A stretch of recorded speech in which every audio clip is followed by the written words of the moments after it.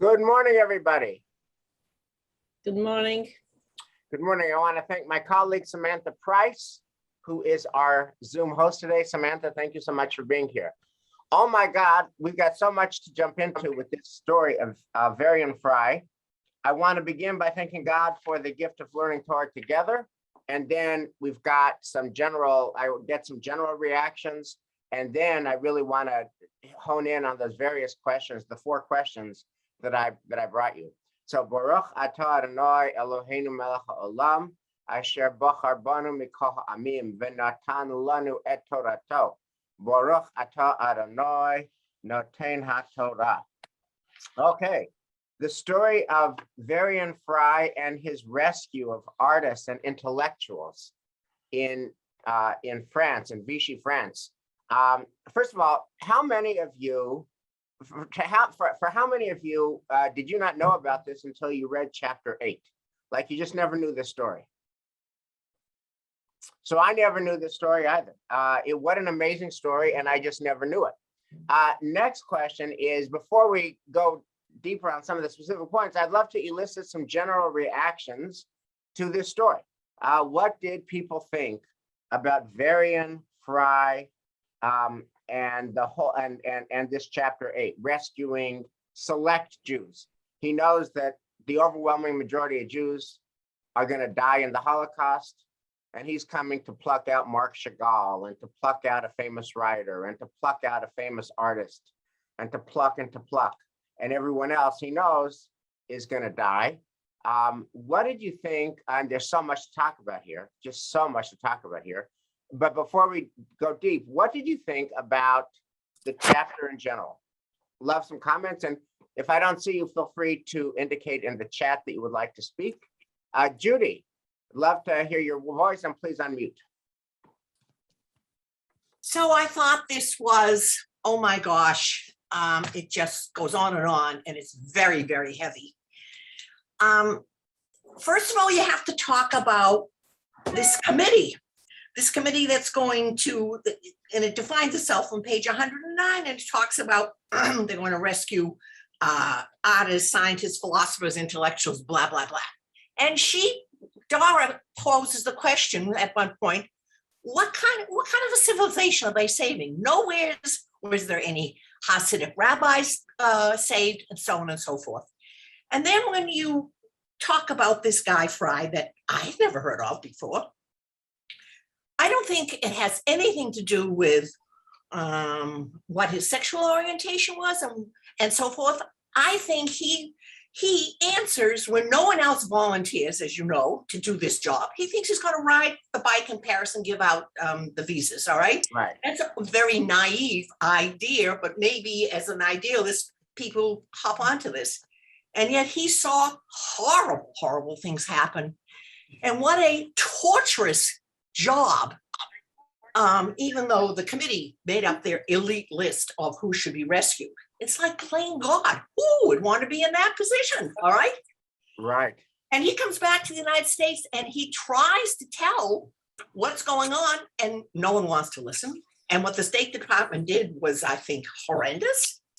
I think this is I think that he is a tremendous hero, and I think this is a horrible story. And the people who he rescued, I call fractured people. I don't think they're whole, decent, good people. In my This is amazing. would never, If you read nothing else, you what have to happened to them and be appreciative. So there's so much to talk about what went on. It's just mind-boggling to me. Thank you, Judy. Samantha, if you could make sure everybody else is muted but the speaker, and that way we won't have ambient noise. Thank you, Samantha. Judy, I want to just comment on your comment. It's so rich. All that you say is so rich. One of the things that you say that this chapter 8 brings out is to use Dara Horn's phrase, American complicity in the Holocaust. Our land, America, has blood on its hands, not just because it could have taken in the 4 million and didn't. And what happened with the Spirit of St. Louis, could have taken in 4 million and it didn't. The Holocaust could have been 2 million, not 6 million. But here you have this guy, Varian Fry, who's trying to save innocent innocents, and they happen to be artists and intellectuals instead of regular people or Hasidic masters or moral exemplars, but whatever, that he's trying to save human beings. We'll talk about that. And the government of the United States of America won't support him. The government of the United States of America sees he's trying to save innocents and won't support him. Eleanor Roosevelt, according to this, as you all know, if you read the chapter, was broadly sympathetic, but then she had to pull back her support because her husband's government opposed saving even individual Jews, not just saving 4 million Jews, but saving individual Jews. So one of the dark sides of this chapter, and I know one of the themes that we've been talking about all year from the Netanyahu's book to today, is American anti-Semitism. And this is a story that, is painful, but hard to avoid, that our government has blood on its hands, that when they saw one of an American trying to save human beings, they pulled him back. Let me get a few other general comments, and then we'll look into the particular issues, moral issues that arise from the story. Dottie, and first of all, Dottie, let us all just give you condolences on the passing of your beloved husband, Fred. And it's so good to see you and Paul, and to see you and Scott come to shul at night to say Kaddish for Fred. And we're so sorry for your loss. And it's so beautiful to learn with you this morning, Dottie. So your comment, my friend. Thank you. The initial thing that bothered me, excuse me, this Jerry, and incidentally, I haven't had a chance yet, but one of his buddies is a big writer who passed away in the Boston Globe obituaries. I don't know if anybody's read it yet. I haven't had time. It said helper or aide to Darian Gay. It's a big article. But the thing that bothered me, who is to play God, and Jews will only take the intellectuals, the artists, the people who lead each culture with their talent and with their ability to bring everything to the forefront. No one has the right to play God. I mean, if you weren't talented, didn't have a reputation as being that type of person, you weren't on that original list. And when she goes to California, every house she calls on in the Palisades or what it is, the author, Dara, they're all people who are people of note. That's what bothered me. Yeah, because you and Judy Swartz both mentioned that, that's the first issue. And let's just talk about that, which is, all things considered, given that the Holocaust is happening, right? Is this mission morally valid? And I want to just read Dara Horn. I mean, I'm so grateful to her. I just think that this is such an important book. I just want to read a few pages of it, or a few paragraphs of it, a few lines of it, because she raises and brings the moral issue, and I'd love the class's take. So this is on page 139 and 140, where she tees up, I'm going to send, a committee is going to come in and send Varian Fry, who's going to try to handpick the Marc Chagall's, leaving everyone else to die. So do you say that's morally valid because you're saving Marc Chagall? That's morally valid because you're saving this famous writer and that famous poet and this famous artist, and it's better they're alive than dead? Or do you say, no, that's not valid? Why do you save just the writers? What about, first of all, what about all the human beings? And if you're going to select for special, what about for Menschlichkeit? But why would you even subscribe to a system like that? Versus if you save one life, you save the universe. So I'll just read a little bit of this, which is the inevitability of murder, of course, is the premise of all narratives of Holocaust rescue, and part of what makes me so uncomfortable with them. The assumption in such stories is that the open maw of death for Europe's Jews and dissidents was something like a natural disaster. These stories, in some sense, force us, people removed from that time by generations, to ask the wrong questions, the kind of questions that we might ask about a shipwreck or an epidemic. Someone has to die, this thinking goes, and the only remaining dilemma is who will get the last seat on the lifeboat or the last vaccine. But these questions fall short by assuming that the perpetrators were irrelevant. As long as we are questioning the choices that were made, shouldn't we be considering the possibility of the Holocaust not happening at all?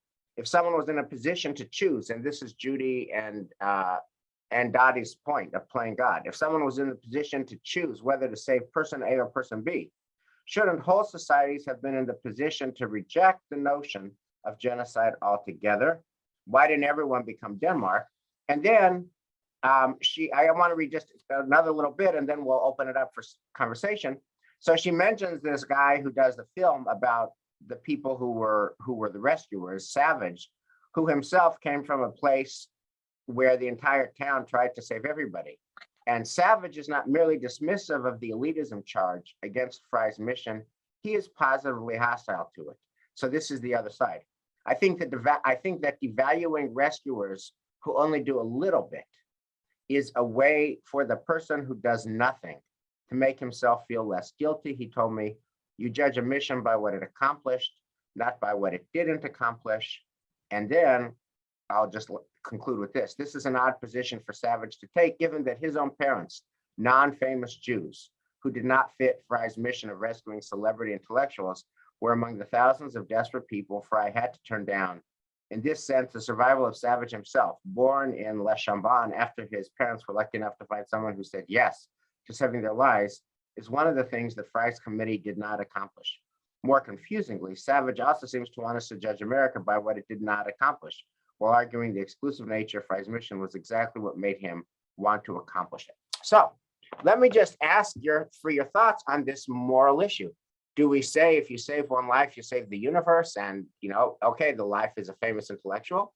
Or do we say, no, this is just inherently so morally problematic, let's not even do it. If it were up to you, would you have sent this mission to hand select lives? Or would it make you uncomfortable because then you're playing God? Love anybody's thoughts. Anyone want to? Yeah, Paul can. Yes, Yes, Paul. I'm unmuted, yeah. He is credited with 4,000 souls. Of those 2,000 to 4,000, a substantial number had to be ordinary people. It wouldn't be all intellectuals. The book emphasizes intellectuals, but the fact of the matter is he did something, and it is better to do something rather than do nothing and not to complain about it afterwards. So I think he did a fantastic thing. He became selective up to a point, but I think we're coming down too hard on him. I also suggest that everyone read the article in the Globe about Justice Rosenberg, who just died at age 100, who went with Fry to Vichy France and participated in saving 2,000 to 4,000 souls. So Paul, given what you just said, Yeah. what do you think of Dara Horn's critique in chapter 8? Well, it's very easy to critique.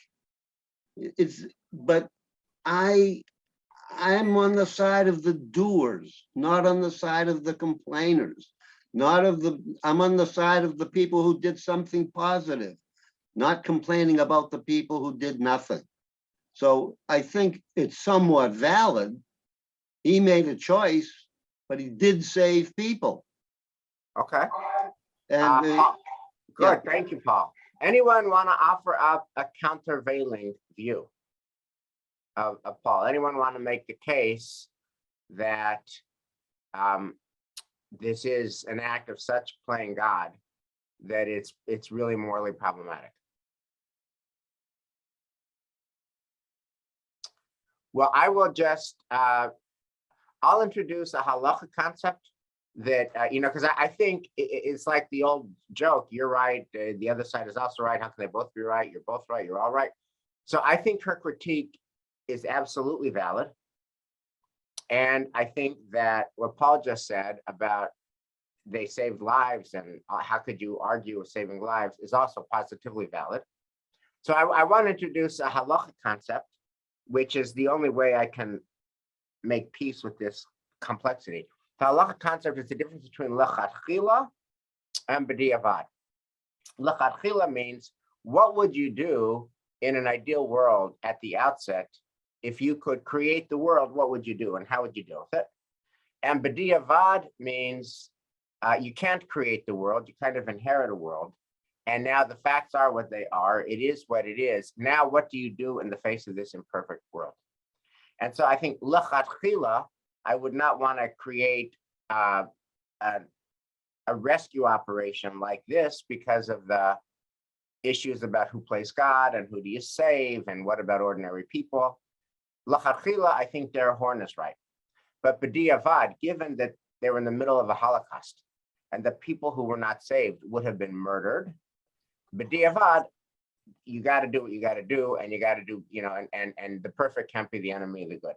So for all the complexities involved, and I recognize them, I think that what he did was powerful, which is going to lead us in to the second issue, and that's particularly timely given that 2 days from now is Thanksgiving, and this is a week of thinking about gratitude. I found it so fascinating that all of the people, by all, according to her, 100% of the people whose lives Varian Fry saved literally would not give him the time of day, would not give him dust cover testimonials about his book, would not want to meet with him, would not fund him, would not give him money, would not give him connection. The people that he saved from death, when they're in America safe, had zero interest in connecting with him, zero patience for him, zero gratitude to him. And that was a mystery that made me just read like on the edge of my seat.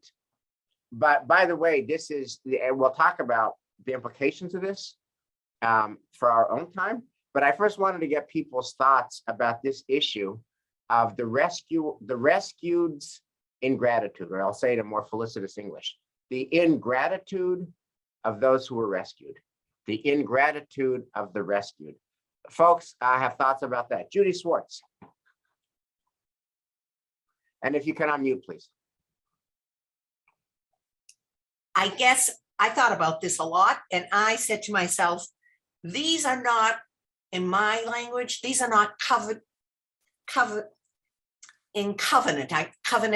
kind of people. I'm telling you, in my mind, they're all fractured. Most good people appreciate things. And if you don't, there's an attitude as if they were entitled. I'm a famous artist. I was entitled to be rescued, is how I read, not being in gratitude. And I can't tolerate those kind of people. It's arrogance, and it's not, and they don't understand, they certainly don't understand Jewish values or how to be in a covenantal relationship. Okay, Judy. So one, in her book, Daryl Horn offers up 3 explanations for the ingratitude of the rescued. One is celebrity vanity. I'm hoity-toity, I'm a writer, I'm an artist, I'm an intellect, and horrible. And you're unworthy. That's one, and okay, but then she offers up 2 other explanations. One is that there is a certain shame that comes from the fact that I had to be rescued by you. That I'm uncomfortable with our relationship because it was completely a relationship not of equals. I was at your mercy. I was beholden to you. Something's wrong there again. You, and that creates a sense of shame. And then she also says her third explanation is that it conjures up their worst moment. In other words, we all like to leave our worst moments behind, our most painful moments behind. So here, they desperately need this Varian Fry to live, and it was their time of greatest desperation. Once they get to Pacific Palisades with a nice house, they just want to put that memory in their rearview mirror, and Varian Fry conjures it up. So those are her other explanations. What do you think, Judy, and what do you think, class, about those other explanations as well? Shame, and I want to put the worst memories behind. Debbie Ginsburg.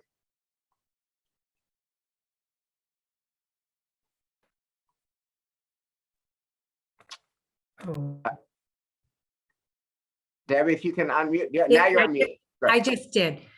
Well, it was written that his son claims his father probably had bipolar disorder, and he Right. lost many jobs. He had interpersonal difficulties. So perhaps when he was bothering these people about gratitude and sponsoring his book, he was off-putting, so they ignored him. But what I couldn't understand is how these people who were given, $30,000 when they came to America, they didn't pay it forward. They knew there were millions of Jews left in Europe. And they came, that Alma with all the husbands, she had umpteen suitcases, and they couldn't afford to donate money to their brethren left in war-torn Europe. That to me was unconscionable. Yeah. Yeah. It's a, I guess the rescued embody humanity in all of its complexity, and the fact that they're rescued doesn't make them saints, and they brought their challenges with them, including in that case of Alma Schindler, a lack of generosity. Here's a question that it raises for me, because I don't know if you know this, but the issue that I was talking to Lisa Berger about this, guess what issue has most juice and most intensity and gets people most connected to Temple Emmanuel nowadays? The answer is Afghan refugee relief. Elisa is working with about 170 ordinary Temple members who are supporting 2 different Afghan families who are living in members' homes. And so the people who are hosting, of course, that's the biggest commitment. But then there's a whole bunch of people who are helping them learn English and helping them get into school and helping them learn shopping and helping them learn driving and helping them connect to a culture. Like, I think, imagine if you went to a completely new culture where you didn't speak the language and you didn't speak the culture, and it was just a foreign world. You go to Timbuktu, whatever that would be for you, and now you have to, it's Monday morning, and what do you do? So there's 170 people who help them answer that question. And the people who do this, I thought about them when I was reading how Varian Fry, it was just the highlight of his life. They find it intensely meaningful, like intensely meaningful. And Elisa's getting feedback from people saying, my last kid was bar mitzvah 15 years ago, and I don't even know why I'm at the temple. I don't really like services, and what's my connection? And now that I'm doing this Afghan relief work, oh my God, the temple's mattered more than it has in years. Right? It's kind of like an echo of the Varian Fry, like I'm saving somebody. It's like intensely meaningful. And then there's this asymmetry I had never thought of before, that it's intensely meaningful to the saver and intensely humiliating to be saved. Intensely meaningful for the saver and intensely humiliating for the saved.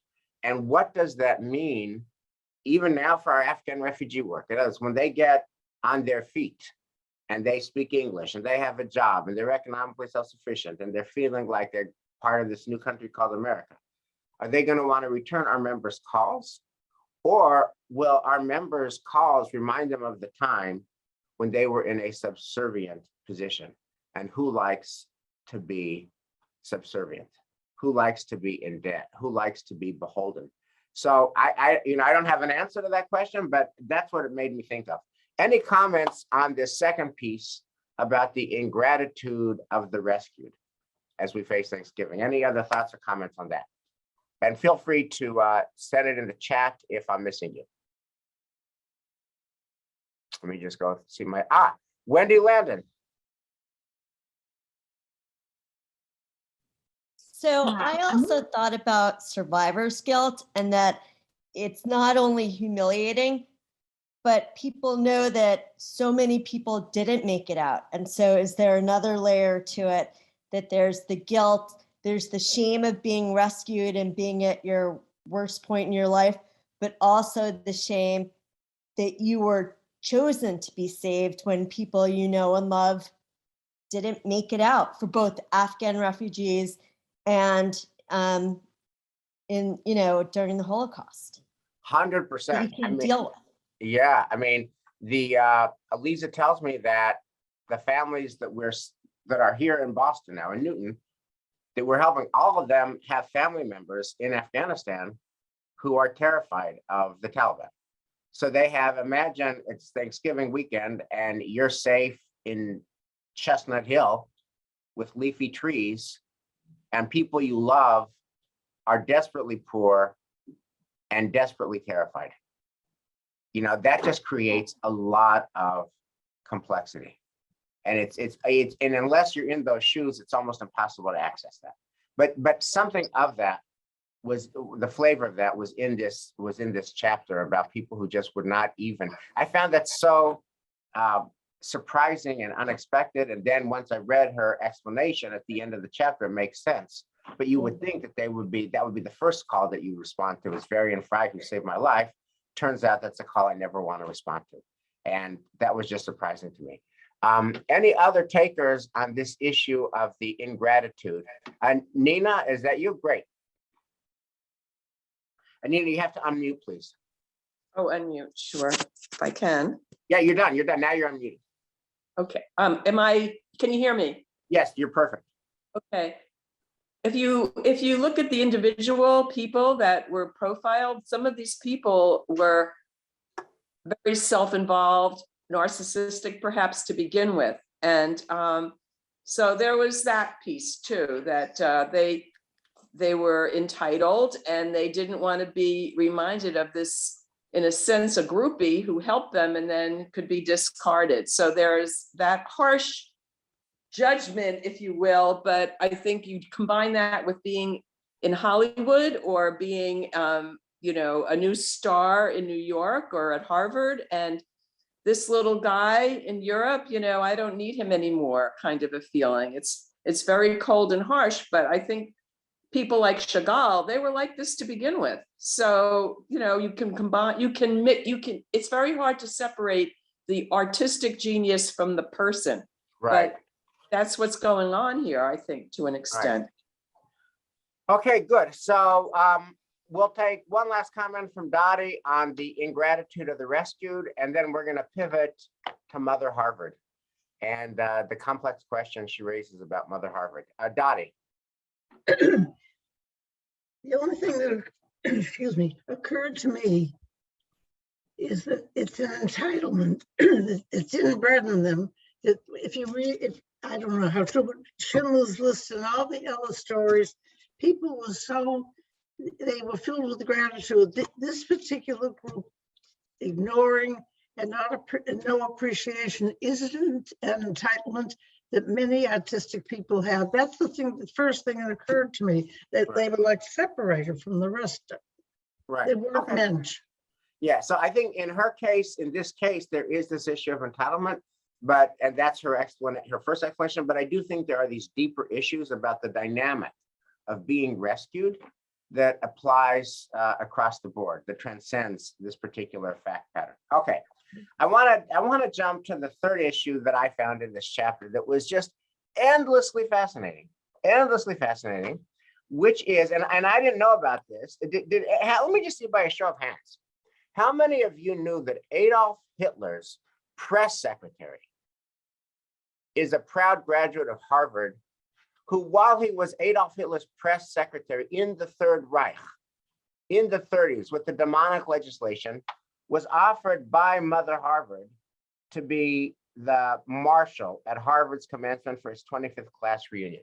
Did anyone know this story of this Ernest Hoffenstiegel, who was graduated from Harvard?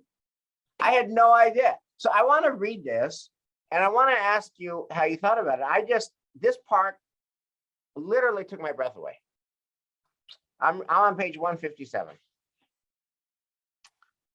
She reads this, she talks about a poem, which is just kind of a harsh moral critique written by a Yiddish poet. And then she says, I'm reading on page 157. This poem has haunted me since I first read it as a 20-year-old student at Harvard, a place I slowly came to understand that could teach me many things, including how to think, but that could not teach me goodness. Not because it taught the opposite, but because moral education is simply not what secular Western education or secular Western culture is for. And then she just tells the story of this really bad person, Ernest Hofmannstegel, who graduates from Harvard. And then I just want to read this on page 158, and then we'll open this up. In 1934, a year into his job as head of Hitler's Foreign Press Department, the Harvard Alumni Association appointed Hofmannstegel vice marshal at Harvard's commencement for his 25th year class reunion, in recognition of his achievements as a high-ranking official overseas. Though Hofmannstegel declined the honor after much controversy, he did attend his reunion, trailed by dozens of reporters and a security squad of local and state police. The Nazi regime's attitudes were no secret. By 1934, 1,500 protesters met him at the dock in New York. But at Harvard, the sanctity of free intellectual inquiry prevailed, along with hallowed respect for diversity of opinion. Then he goes on to say, when Hofmannstegel withdrew from the vice marshalship, he made up for it by donating $1,000 to the university as a Dr. Hofmannstegel scholarship for students to spend a year in the New Germany. In his letter to Harvard President James Conant accompanying his donation, Hofmannstegel wrote, "It is my profound conviction that my years at Harvard have since given me incalculable advantages, not the least of which consist in a knowledge of America and the world and in the spirit of discipline and fair play." So my question to you is, what do you think of that? Harvard, the one thing it cannot teach you is goodness, and it seems to lionize, it literally lionized a Nazi. What's your reaction to that? And I suppose the question could also be, would that happen today? I call on the longest serving dean in the history of Harvard University, Bruce Donoff, who is literally the longest serving dean in the history of Harvard University. Bruce, what do you have to say for your institution? Disgusting.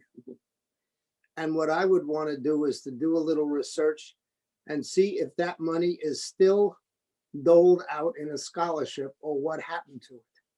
But I'm not surprised. Why are you not surprised, Bruce? Because there were all sorts of quotas, even when I was there, and maybe not when you were there, but I always remember in my medical school class, in our second year show, there was a skit on how many Jews were in the class and how unusual it was. So I think these things always existed. Here's the obvious question that must be asked. Could this happen today?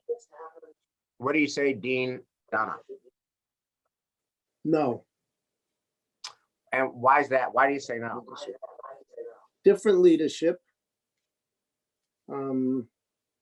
mainly different leadership, and a more culturally widened landscape for the students. They, the choosing students is a very different system these days. Wendy, when Bruce said no, your facial expression revealed surprise. What were you thinking? I was thinking of Ted Cruz and Josh Hawley, which Yale, but we have leaders today whose social views don't mirror my own, coming from some of the most elite universities, and it's an individual belief system, not necessarily an institutional ideology. So Wendy, let me just go down this rabbit hole with you. Is the fact that Josh Hawley is pumping up the January 6th murderers. He's pumping up the resurrectors, the insurrectors, the rebels who they're wearing Nazi regalia, actually. They're wearing Confederate flags, actually. They're bringing a noose to the Capitol. And Josh Hawley is going like this, pumping them up. Senator from Missouri, alum of Yale. Is that an indictment of Josh Hawley? Is that an indictment of Yale? I think it's an indictment of Josh Hawley, but in in context to the question of could it happen from an institution? Yes, I will bring up back in the 80s when I was a student of Wharton and we called it the wall of shame, as one by one illustrious alumni were taken off the wall of fame wall for insider trading because they were all in jail. And you think, is there something we're not teaching on the ethics division, along there? Is it an institutional failure of teaching ethics? I don't know, but I want to go to the broader question that she raises. And, most of us went to college. Most of our kids or grandkids are in college or have gone to college. Do you agree with her critique that Harvard, and by extension, American universities, are not the place one goes to learn goodness? Is that a valid critique? People, anyone want to take a swing at that one? Judy, I'd love to hear your voice, and would love to hear all people's voices. So Judy, and then would love to some more voices as well. And Judy, if you can unmute, please. I can't get it done. Yeah, now you're good. Now you're good. Oh, yeah. When I first read that, that's goodness is taught in Jewish day schools. That's a Jewish value. You don't learn that in regular school. You don't learn that in college. Now we're talking Western civilization versus Jewish values. All right. And that's how I unquestionably see it. Okay, so let me turn to Dean Donna for a second. Bruce, when I was at Harvard from 79 to 83, and this could very well be dated, but this is my experience, there was a whole part of the core curriculum called moral reasoning. You couldn't graduate Harvard unless you took classes in what was called moral reasoning. And I don't know if it's still around or not. I'm dated here, but at least it was. Is moral reasoning an attempt by the university to teach morals? I honestly don't know, Wes. I don't Any know takers? the course. Any voices on this? Annette.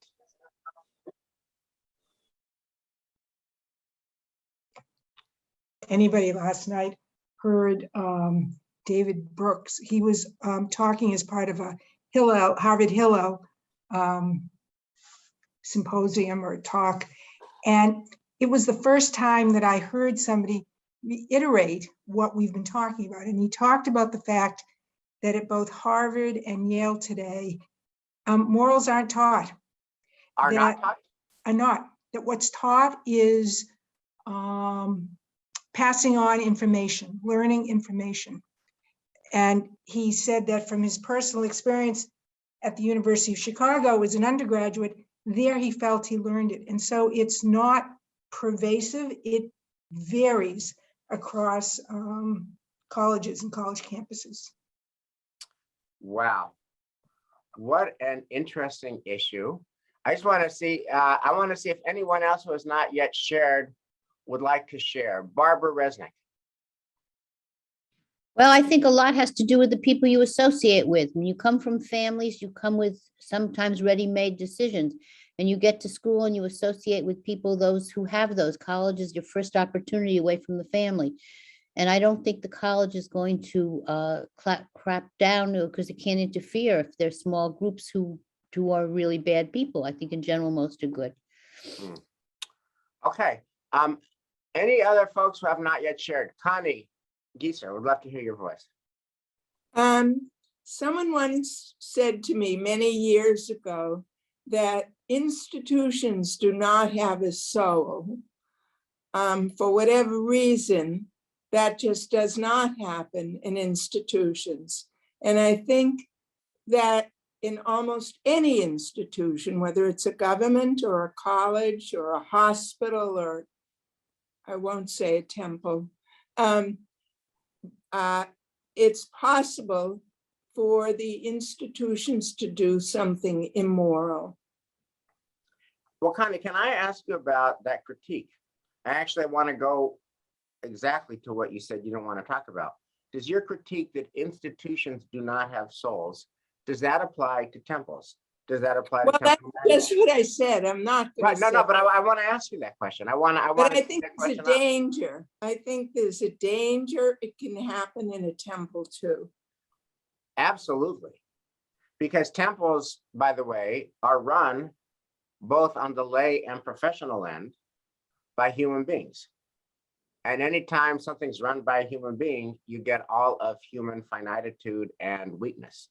And so I think the beginning of wisdom is to recognize that soullessness that is heir to any institution is equally heir to synagogues, churches, mosques, any religious institution. In fact, if you think about, the child sex abuse scandal in the Catholic Church, think about Gauguin and cardinal law, et cetera, et cetera, et cetera. That would be a lack of soul by people who are spiritual leaders. So I think your point is absolutely right. And the question is, what kind of systems do these institutions have that makes everything transparent, that sunlight is the best disinfectant? But to simply assume that because somebody's a religious leader or personality, the soul is guaranteed, that's how you get broken and corrupted institutions. So it's all about systems. Okay, I want to turn to the last piece. Thank you, Connie, for that, which is kind of the cherry on the sundae for me, which is what kind of person was Varian Fry? What was his character? And in a way, it's a Varian Fry issue, and it's interesting in that way. But I think it's also got more broad applicability. She puts it one way, and then I'm going to look at other ways that she puts it. She says that he was blessed and cursed by knowing stuff other people didn't know, by seeing stuff that other people did not see. And what happens when you are possessed of a truth that you see so clearly, and it's burning in you, and you share it? So I want to, and you get two things. And so I want to offer up the two lenses she gives on this. He was blessed and cursed to know things other people didn't know. So on page 160, she talks to his son, Jim. My father was mentally ill and struggled with that his whole life. If he were alive today, he'd probably be diagnosed with high-functioning bipolar disorder. And she says, and then she offers up a whole different model. I mean, her son says he's a bipolar, and she thinks of him as Ezekiel. She writes on page 162, yet something about the manic side of Fry's personality crossed the boundary from troubled into visionary. As my mother would say, he didn't suffer fools gladly, Jim Fry said. He mentioned his father's resignation from the New Republic as an example of his father's theatrical breaches with people. Fry had quit the magazine in a rage over his fellow editor's refusal to condemn Stalin during the war. In hindsight, Jim Fry mentioned, almost as an afterthought, he was right. That rightness gave me pause. It was the same rightness that Fry exhibited in Berlin in 1935, when the rest of the world was looking for ways to compromise with Hitler. The same rightness that took him to Marseille, the same rightness that wouldn't let him leave. Perhaps Fry actually was, as Mary McCarthy wrote, a perfect madman. To perceive the blinding, irrational vastness of absolute evil, one almost needs to be mad. When I asked Jim Fry for his own version of what makes a righteous person like his father take the risks that he took to save others, his answer was equally unsteadying. Maybe you need to be a little unhinged to do something foolhardy like that, he said. He added with a laugh, if Prozac had existed in the 1920s, we wouldn't be having this conversation. So two different angles on the kind of character Varian Fry had. On the one hand, he was unhinged, he was bipolar, he was not well. And it was from his not wellness and from his unhingedness and from his bipolar disorder that allowed him to go to France and do the crazy self-endangering things that he did. A quote unquote normal person would have just put their nose to the grindstone and let it pass. Or he's a prophet. He's Ezekiel. And he sees and calls out injustice that other people won't call out. What were your reactions to this piece about Varian Fry's character? Any takers? Barbara Resnick and then Nina. I found the whole thing fascinating, but also there've been people who've been like him, who've seen, they think, like Jonestown, and done terrible things and been leaders who led people into disasters. And this type case, he happened to do something heroic, even if it can be criticized.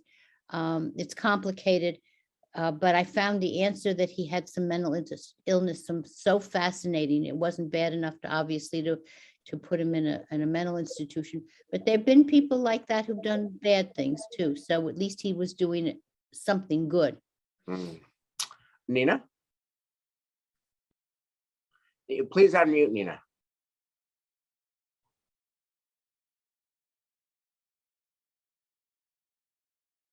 Okay. Now you're He unmuted. was in essence a spy. He was risking his life daily and dealing with the stress. Maybe he fed on the stress as well. I kind of got that feeling. But to give him credit, I mean, he was a flawed individual, but he was doing stuff that most of us would be greatly fearful of doing. So he was like an undercover person on a mission. And he was getting some sort of a thrill out of this mission, clearly, because afterward, he seemed to have the best part of his life seemed to be behind him in his own mind. But I think we have to give him credit.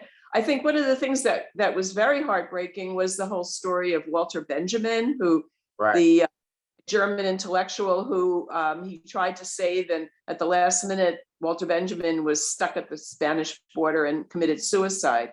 And his masterpiece in the suitcase was never found. That's a great mystery, never solved. So I think that he was both. I mean, he was very flawed, but perhaps if he didn't have this personality or mental handicap, he never would have done it in the first place, because he seemed to thrive perhaps on the danger, as many spies do to some extent. Right. Maddie.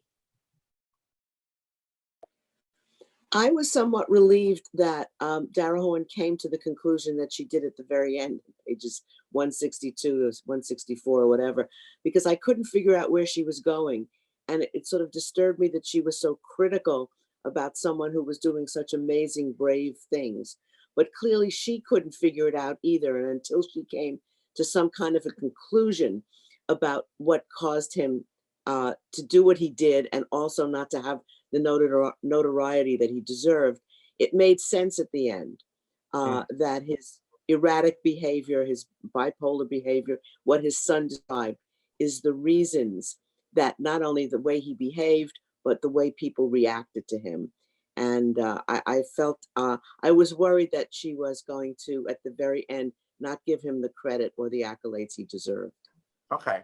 I wanna close our class out by unsettling you and disorienting you and dislocating you. I always like to leave people without a package and a bow. I want to leave you jangled and disturbed with the following question. What does this chapter on Varian Fry mean to us today in 2021 and the issues that she raises? And I want to think about, one of the central teachings of Elie Wiesel is that for evil to thrive, people have to be silent bystanders. That the essential ability of evil to take over society is that decent people are silent. Decent people are silent bystanders. Okay? And I just want to name a challenge that I feel personally and that I'll share with you, and ask you to think about how you experience this challenge. I think that there's a grave danger that our country is going to cease to function as a democracy. I think what's happening in Georgia and in legislatures like that, where the word that is used unabashedly is overturn. This is going to allow us to overturn election results. And it's expressed that way. And that what happened in 2020 was that there were decent Republican officials who, when faced with the big lie, called it out. And therefore, the election was not overturned. And this is going to allow legislatures that are dominated by Trump Republicans to remove decent Republican officials so that they can overturn the elections. And at least they're honest about it. And that's scary as hell to me. What Georgia is doing, what other legislatures are doing. Republican-led legislatures are going to take the ability to overturn an election. And then the question is, what do we do about it? And she has the line in this chapter that normal people just mind their own business. And I know that there's a very big danger that we just mind our own business, because it's so scary and it's so unpleasant and it's so vexatious to handle these kinds of issues. And it basically takes somebody who's unhinged, like Varian Fry, to make it serious about it. And I remember, last year on Veterans Day, when I sent out that email about election denialism, I just got hammered and beat up. And so it makes me gun shy, like, why do this again? And reading Varian Fry and reading her critique and her conclusion that, that this guy's son said, geez, if he had had Prozac, he would have been normal, and then he wouldn't have done that. And then normal people don't do that. And normal people are silent bystanders. That's what allows election overturning to happen. And I seriously worry about the future of our democracy and whether it will survive the machinations of these Republican legislatures. And then I wonder about what is our job and what is our role in that? And are there any Varian Fries among us? Or do you have to be a little bit unhinged to do that work? What are your guys' thoughts before we close out? Anyone want to tackle that? Bruce? Bruce. Dan, my son, showed me a video entitled 1971, the year that music changed the world. This is a video, it's in 3 parts, and it's all about the Vietnam War, its protests, and what young people did during that time. And, the protests that we've been having now are just not the same, because they're fragmented on issues, and many of those fragmented issues polarize people, whether it be Black or Latino or Asian. And I think we need to organize something behind someone who is young and forceful before it's too late. I agree with you. I worry, Wes. I really do. Yeah. But Bruce, by the way, Temple Emanuel could not organize a mission to counter the Georgia shenanigans to overturn the election. That would be hugely controversial and divisive in our community. And there would be people who love Trump and hate Biden and Israel and this and that. So you couldn't even do it in 02459 at Temple Emanuel to say our democracy is at risk and we can't have, Georgia kind of legislation. Exactly, it is just so polarized that the threat of that kind of nastiness and divisiveness makes decent people silent, which is what Elie Wiesel warned us about 50 years ago. So I read Varian Fry not just as a fascinating history lesson, but as an urgent moral challenge today. Happy Thanksgiving, guys. I'm just so grateful for this class. I just love this class. For next Tuesday, please read chapters 9 and 10. Dead Jews of the Desert and Blockbuster Dead Jews. I just think this is such an important book. Thank you so much. Happy Thanksgiving. Thank you, Wiz.